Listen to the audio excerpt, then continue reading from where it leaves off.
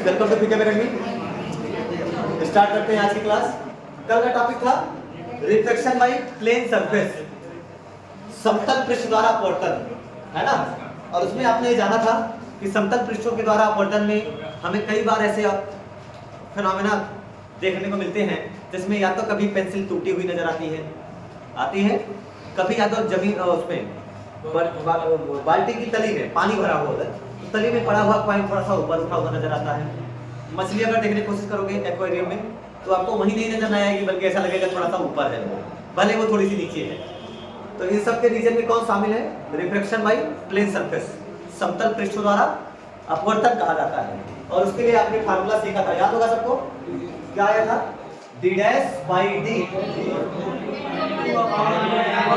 n2 upon n1। अब यहाँ पर आप सबको याद है कि यहाँ पर ऑब्जर्वर वगैरह रखा था, है ना। यहाँ पर ऑब्जेक्ट रखा था, क्या रखा था यहाँ पर? ऑब्जेक्ट सीधी आने वाली रे डायरेक्ट आंखों पर गई थी, है कि नहीं है? और जो थोड़ा बहुत किसी एंगल पर जा रही थी, है ना, वो थोड़ा सा दूसरे एंगल पे चली गई और आपको लौटाया तो आपने इसे आई लिखा था, ये x लिखा था, ये आई लिखा था, ये r, ये पूरा यहाँ से यहाँ तक का था d, ये क्या था आपका d डैश था, है कि नहीं है?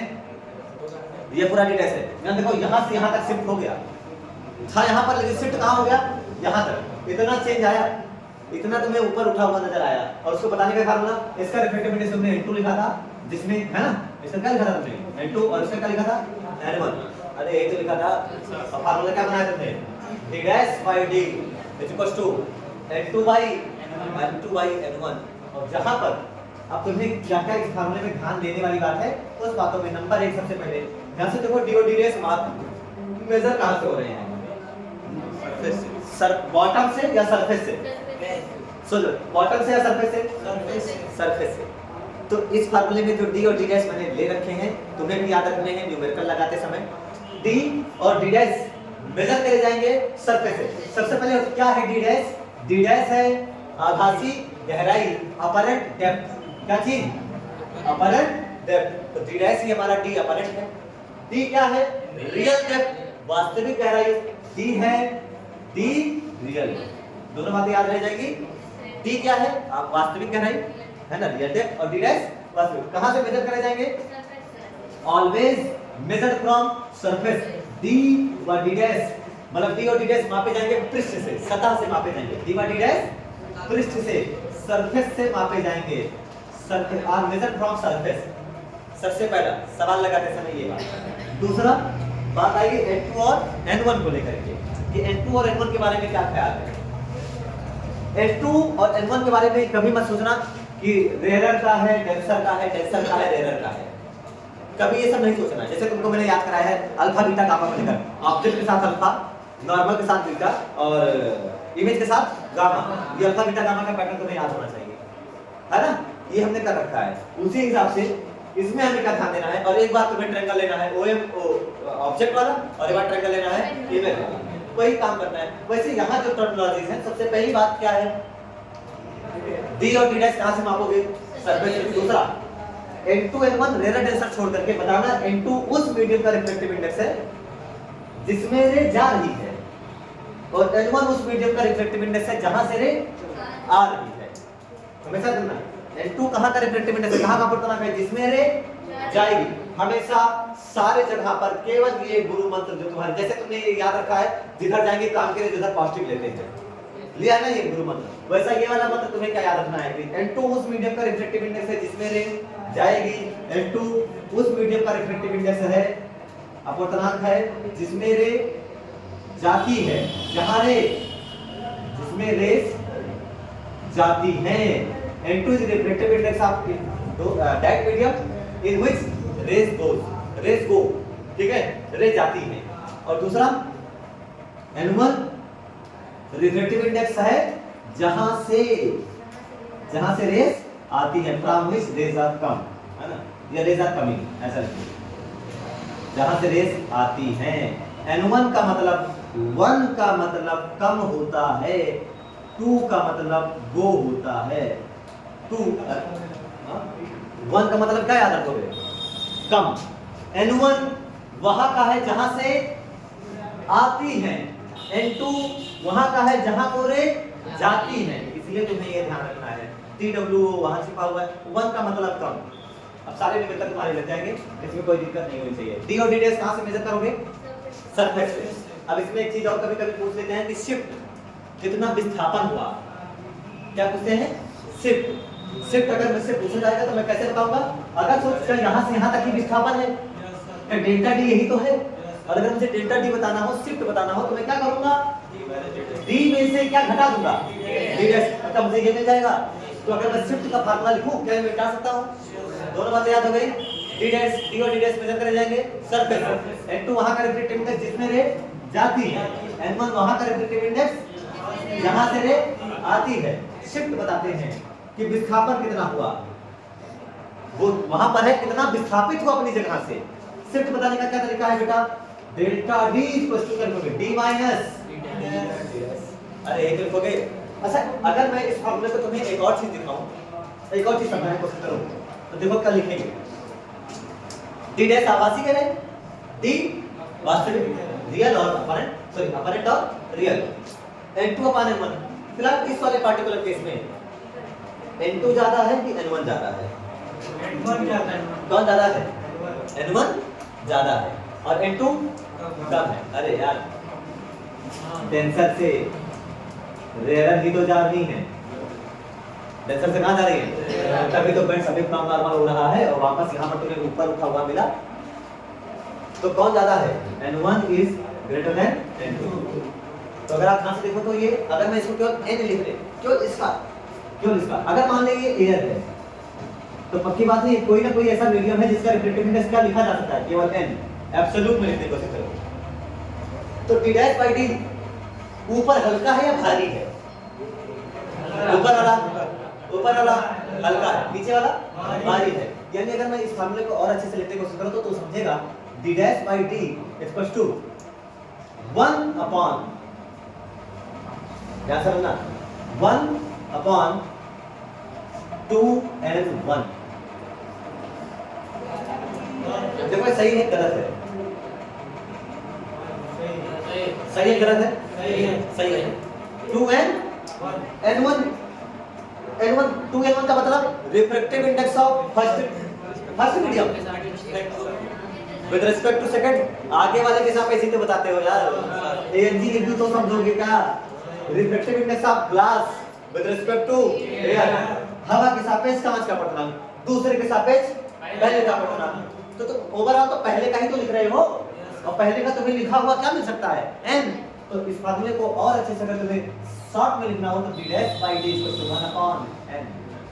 D dash by D equal to 1 upon, हमेशा लिखा हुआ है D dash by D equal to 1 upon N, ये वैसा काम आएगा। तो चलो इस फार्मूले को लिखते हैं, कंफ्यूज मत हो तुम सीधे यही याद रखो बस, तुम हमेशा यही याद रखो। डेल्टा D कितना आएगा? D कितना है? D ही है। D डैश कितना है? अरे D डैश कितना है?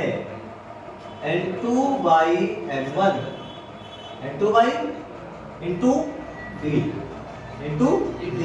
यहाँ से डेल्टा D बराबर क्या हो जाएगा? D कॉमन होगा, क्या कॉमन होगा? D बचेगा क्या? 1 minus N2 upon N1। This is the answer of shift, कितना विस्थापित होता है अपनी जगह से। क्लियर हुआ? N2 by N1। अब N2 by N1 में क्या ध्यान देने वाली बात है? कहाँ का है रिफ्रैक्टिव इंडेक्स N2? जहाँ रे जाती है। N1 जहाँ से रे आती है, जहाँ को जाती है जिसमें से आती है। तो मैं किताबों में ऐसा लिखा मिलेगा 1 अपॉन N। क्या लिखा मिलेगा? 1 अपॉन N। तो समझ जाना इस चीज को, ठीक है? बता दीजिए शिफ्ट को लेकर कि कितना विस्थापित हुई। ओके, फिर हम बात तो करवा देते हैं इसके ऊपर कि है ना, विस्थापन, इसको विस्थापन नाम से चलिए लगा दीजिए सवाल पे।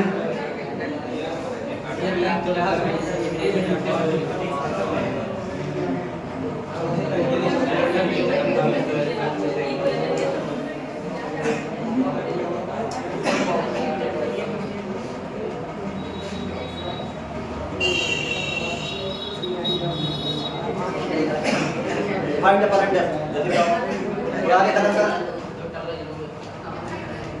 लग गया? Find apparent depth of the point O. Apparent depth Hindi बता दो। The observer is in the first medium.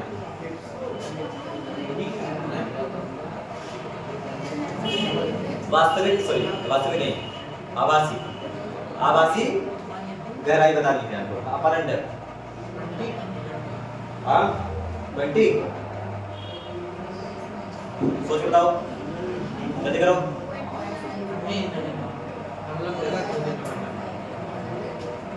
जल्दी करो।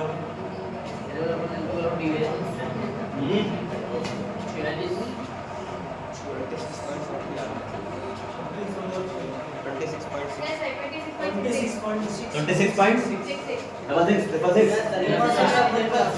चेक करें। डी कितना है? डी कितना है? डी रियल है वर्चुअल है ना? डी कितना है? 40 पहुंच गए। देखो n2 कितना है? n2 उस मीडियम का रिलेटिव इंडेक्स जिसमें रे जाती है। क्या जाती एक में है? आ कहां से रही है? 1.5 से। सवाल लग गया होगा। अच्छा डी डैश इक्वल टू कितना आएगा? 40/1/5। जितने लोगों ने ये गलती कर दिया होगा कि 40 का 1/5 से गुणा करा दो तो तुम्हारा ज्यादा आ जाएगा, 40 से ज्यादा आ जाएगा। तुम्हें बेटा वहां नहीं नजर आएगा, हवा में नजर नहीं आ जाएगा वो। सोचो जितने लोगों ने 40 का 1/5 से गुणा किया होगा, गलत है उनका। अगला सवाल करें, अगला सवाल दिया जाए।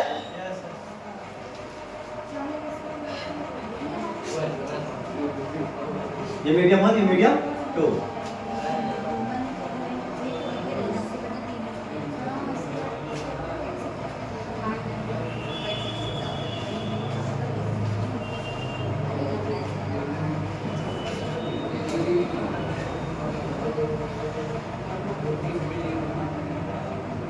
चलो लगा दो 20। जल्दी करो।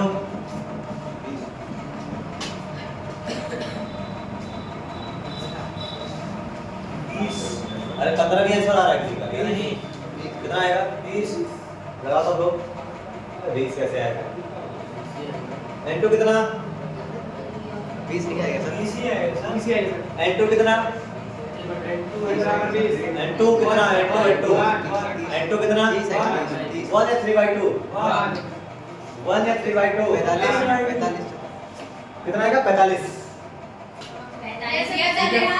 45 वही तो, कहां से बेटा 20 आएगा? इधर देख कितना आंसर है? 45 मीटर। कितना? और लगा के देखते हैं। d dash by d equals to n2 by n1। d dash कितना? अरे d डैश कितना पता करना है। d कितना? 30। n2 उस मीडियम का रिफ्लेक्टिव इंडेक्स जिसमें रे क्या जाती एक में है अपॉन n1 जहां से रे आती है। क्या आ वहां से रही है? क्या तुम्हें गुमराह करने के लिए दिया गया है? तुझे कंफ्यूज होने की जरूरत, तुझे फार्मूले पे पीएचडी होनी चाहिए। सवाल तुझे अपने आप समझना है। जानबूझ के तुम्हें गुमराह करने के लिए सवाल किया गया। लिख लो सवाल, उल्टू बनाया, बड़ा मजा आया। तेरे गलत हो क्या रहे तेरे सवाल? इतना छोटा सा सवाल तुझसे गलत हो सकता है? n2 n1 कितना जहां से रे अभी देखो जितना कॉन्सेप्ट पढ़ा है टेस्ट ले लिया मैंने। n1 कितना है? 3/2। क्या 2 ऊपर जाएगा? 2 ऊपर जाएगा कितना लेगा? d डैश बाई 30 इसको 2/3। 3 * 3 3 10 30 and 2 10 20 d dash equal to 20 metre. कितने लोगों का आ रहा था? Raise your hands. किसका आ रहा था? तुम्हारा कहां था बेटा? पहले 20 ही बोला था। सबसे पहले 45 देने वाला यही था। पहले 20 बोला था। पहले 20 बोले तो बाद में 45 हो गया। क्या कहते हो? गलत हुआ? गलत हुआ। n2 और n1 में कंफ्यूज नहीं होना है। जो कंपनी ने उसको मत मानना, जो तुमने कॉन्सेप्ट पढ़ा है वो तुम्हारा n2 n1 होगा। n2 जिसमें जाती है, n1 जहां से आती है। क्या सवाल समझ में आया? अरे क्लियर है क्या? कोई दिक्कत बताइए। कोई दिक्कत? अच्छा ध्यान से देखो, ऑब्जर्वर की कोई डिस्टेंस इसमें नहीं दी गई है। ऑब्जर्वर की कोई डिस्टेंस इसमें नहीं दी गई है। और अगर ऐसा मान लो ये डेंसर के बजाय रेयरर हो जाए, ऊपर वाला डेंसर हो जाए, तब सवाल कुछ और हो सकता था।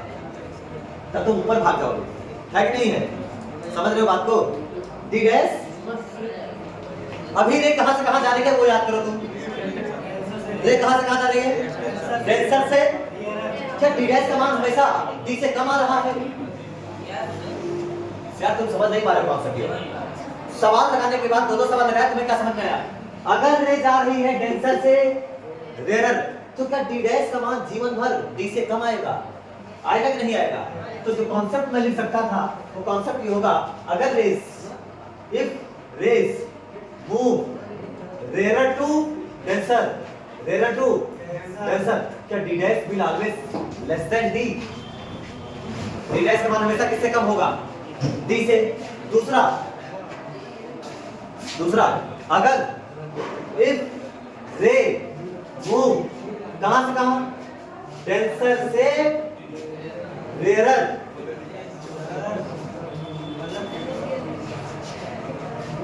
कलम लिख दिया क्या? कहां से कहां मूव करे?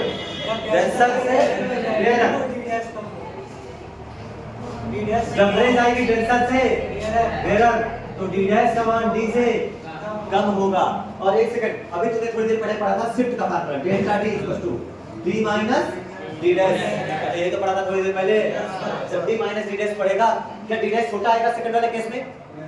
सेकंड वाले केस में डी डैश क्या आएगा? छोटा है बड़ा? छोटा। तो क्या डेल्टा टी पॉजिटिव आएगा? डेल्टा टी क्या आएगा? तो शिफ्ट होता है पॉजिटिव। समझ में आई बात? ऊपर वाले में पढ़, रेयर से कहां जाएगी? डेंसर। तो तुम्हारा जो डी डैश है वो ग्रेटर देन क्या आएगा? डी आएगा। अब डेल्टा डी क्या हो जाएगा? नेगेटिव। अब शिफ्ट कितना लिखा जाएगा? नेगेटिव। नेगेटिव का मतलब तुझे नीचे नहीं जाना है, तुझे कहां जाना है? ऊपर। तू इसको ओरिजिन मानना है, तू सब कहां से मेजर कर रहा है? यहां से? यहां से। अरे सब यहीं से तो मेजर कर रहे हो, तो जब सब यहीं से मेजर कर रहे हो तो इसका मतलब है यहां से नीचे जा रहे हैं तो पॉजिटिव ले रहे हैं। नेगेटिव आने मतलब मुझे यहां नहीं जाना है, मुझे कहां जाना है? ऊपर जाना है। ऊपर जाकर के शिफ्ट लिखा जाएगा। बात समझ आई क्या? ये सारी चीजें हो जाती हैं। अब ऊपर से ऑब्जर्वर ऊपर रखा जाएगा, ऐसा करनी। ये था कॉन्सेप्ट अपरेंट डेप्थ को लेकर के, रिफ्लेक्शन बाय प्लेन सरफेस को लेकर के, जो इतना सा कॉन्सेप्ट अपने आप में समाया हुआ था। अगला टॉपिक है तुम्हारा क्रिटिकल एंगल, क्रांतिक कोण, है ना? ठीक, 5 मिनट का टॉपिक है। क्रिटिकल एंगल वो कॉन्सेप्ट दिमाग में छापो। सब लोग N2/N1 में गलती कर दिए, सबका गलत हो गया।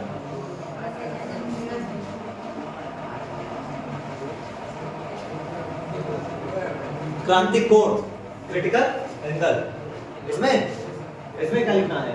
अगर किरणें विरल माध्यम से सघन माध्यम में जाती हैं तो डी डैश जाता होगा डी से, है ना?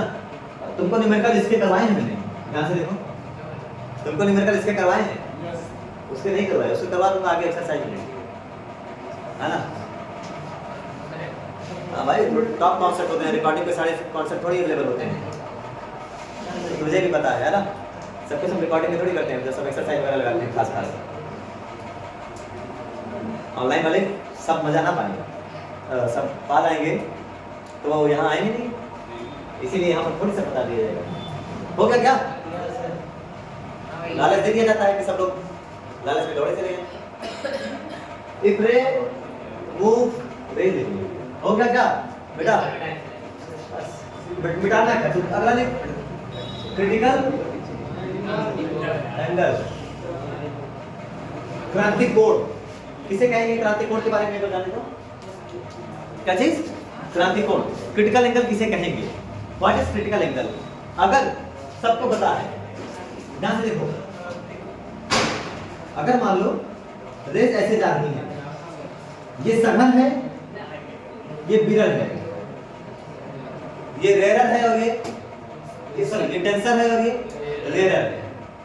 कहां से कहां जा रही है? सघन से विरल। अरे भाई ये सब छोड़ो, तुमको मैं सीधे कॉन्सेप्ट सिखाता हूं जो तुम्हें आता है। ये N1 लिखा, ये N2 लिखा, N2 is greater than N1। अब तो समझ में आ गया? N2 जाता है मतलब ये टेंसर सघन है ना। तो बताओ रे को ये हो गया इंसिडेंस एंगल आई, हुआ कि नहीं हुआ? अब अगर रे जाना चाहती थी ऐसे, क्या होगा बताओ? पास से जाएगी, दूर से जाएगी? दूर से जाएगी। बेंड्स अवे फ्रॉम नॉर्मल, ये हो गया R। इस बार R ज्यादा है। R इसलिए ज्यादा है क्योंकि यहाँ रिफ्लेक्टिव इंडेक्स कम है, वो बैलेंस करेगा N1 sin I = N2 sin R को। तुम्हें आता है ये फार्मूला ना? तो N2 sin R, N2 ये कम हो गया, ये कम हो गया तो उसको बैलेंस से करवा देगा, ये बढ़ जाएगा। अब अगर मैं मेरे मन में बात आई अच्छा जैसे जैसे मैं आई बढ़ाऊंगा आर बढ़ेगा या वही रहेगा? जैसे जैसे मैं आई बढ़ाऊंगा, बताओ सब लोग, जैसे जैसे मैं आई बढ़ाऊंगा, sin i by sin r is equal to constant. अगर तू आई बढ़ाएगा तो नीचे वाले डेटा को बढ़ना होगा, अगर नहीं बढ़ेगा तो कांस्टेंट नहीं रह जाएगा। तो यदि तुम आई बढ़ाओगे तो क्या बढ़ेगा? एक मैक्सिमम लिमिट के बाद कितना बढ़ा सकते हो? सोच मैंने ऐसे बढ़ाया बढ़ाया बढ़ाया, एक टाइम के बाद चलिए ऐसे जाए चली जाएगी, जब पैरेलल हो जाएगी सरफेस के, तो पैरेलल हो जाएगी मतलब वो ऐसे चली जाएगी। जब वो ऐसे चली गई तो आर की वैल्यू बताओ, आर की वैल्यू बताओ 90 डिग्री। क्या इससे ज्यादा डेविएशन हो सकता है? नहीं हो। तो ऐसा इंसिडेंस एंगल टेंशन मीडियम का जब रिफ्लेक्शन एंगल कितना हो जाए 90 डिग्री राइट एंगल हो जाए तो ये आई नहीं रह जाता, ये क्या हो जाता है? क्रिटिकल। इस इंसिडेंस एंगल को कहा जाता है क्रिटिकल एंगल। आई बराबर लिखा जाता है सी, सघन माध्यम का वह आपतन कोण जिसके लिए विरल माध्यम या अपवर्तन कोण कितना डिग्री है? सम कोण है, उसे क्रांतिक कोण कहा जाता है। ठीक है। The angle of incidence of denser medium for which the angle of refraction is 90 degree in rarer medium, then the angle of incidence is called critical angle। सघन माध्यम का वह आपतन कोण जिसके लिए विरल माध्यम या अपवर्तन कोण कितना डिग्री हो जाए? 90 डिग्री हो जाए, उसे क्या कहते हैं? क्रांतिक कोण, क्रिटिकल एंगल। ये तुम्हें प्रिज्म में देखने को मिलेगा, ये तुम्हें रेनबो के फॉर्मेशन में देखने को मिलेगा, और ऐसे कई सारे केसेस हैं। ऑप्टिकल फाइबर वगैरह में तुम्हें इन सब की जरूरत पड़ेगी आगे चल करके, है ना। ऑप्टिकल फाइबर का जैसा एक अच्छा खासा एग्जांपल भी है तुम्हारे पास न्यूमेरिकल एक्सरसाइज का। ये समझ में आया क्या चीज है? ये कब होगा? आई बढ़ाते जाओ। क्या आई बढ़ाएगा तो आर बढ़ेगा या घटेगा? बढ़ेगा। एक टाइम ऐसा आया कि आई इतना बढ़ा दिया कि आर ऐसे बढ़ता था एकदम ऐसे चला गया, क्या कि नहीं गया? तो इसका मतलब हुआ कि मैं आर की मैक्सिमम वैल्यू पा चुका हूं। अब अगर मान लो तुम्हारे मन में पूरा बात आ गई और तुमने कहा सर इससे भी अगर थोड़ा बढ़ा पाए क्या हम इससे भी थोड़ा सा ज्यादा, तो तुम्हारे हाथ में, क्या आई हमारे हाथ में है? क्या आई बढ़ सकता है? तो आई थोड़ा सा बढ़ सकता है। मैंने खींचा और आई बढ़ गया, आई खींचा और आई बढ़ गया। आई जैसे बढ़ा, अब मैक्सिमम डेविएशन तो हो चुका है, इससे ज्यादा नहीं हो सकती ना, इससे ज्यादा तो अब आर की वैल्यू 90 से ज्यादा हो ही नहीं सकती। तो अब तो लेकिन तूने आई बढ़ाया तो आर की वैल्यू 90 से ज्यादा, तो इसने लॉ फेल हो जाएगा, फेल हो जाएगा नहीं हो जाएगा? आई बढ़ सकता है हाँ, आर बढ़ 90 ज्यादा हो ही नहीं सकता, तब गलत हो गया। और अब इस गलती को बचाने के लिए उस किरण ने कहा अगर इसमें लॉ फेल हो रहा है तो एक काम करो, लौट आती हूँ और रिफ्लेक्शन लगा देती हूँ, रिफ्लेक्शन, और वापस उसी मीडियम में लौट आती है। इस फिनोमेना को कहा जाता है टोटल इंटरनल रिफ्लेक्शन, पूर्ण आंतरिक परावर्तन। ये कब आएगा? जब I ग्रेटर देन C होगा। अगर आपने I की वैल्यू बढ़ा दिया तो कौन सा फिनोमेना मिलता है? VIR, पूर्ण आंतरिक परावर्तन। क्लियर है? ठीक है। ये सारे टॉपिक हैं आपके जो कि आगे डीप लेक्चर ले जाएंगे, बट दोनों टॉपिक मैंने कंप्लीट किया है ना। इस एग्जांपल में ऑप्टिकल फाइबर वगैरह आता है जो आप लोग खिलौने वगैरह में देखते होंगे, कई सारे से एक लाइट जला देते हैं और ना कई सारे से रेसे होते हैं, वायर्स पतली पतली, मेले वगैरह में आता होगा, देखा होगा तुमने। तो उसको चाहे जैसा मोड़, लेकिन लाइट पहुंचती है। सबको पता है लाइट सीधी रास्ता में चलता है, लेकिन लाइट को अगर मोड़ के चलाने वाला कोई डिवाइस है तो उसका नाम है ऑप्टिकल फाइबर, और वो ये काम आता है। ये ठीक, नोट्स बनाते रहिए, रिवीजन करते रहिए। धन्यवाद।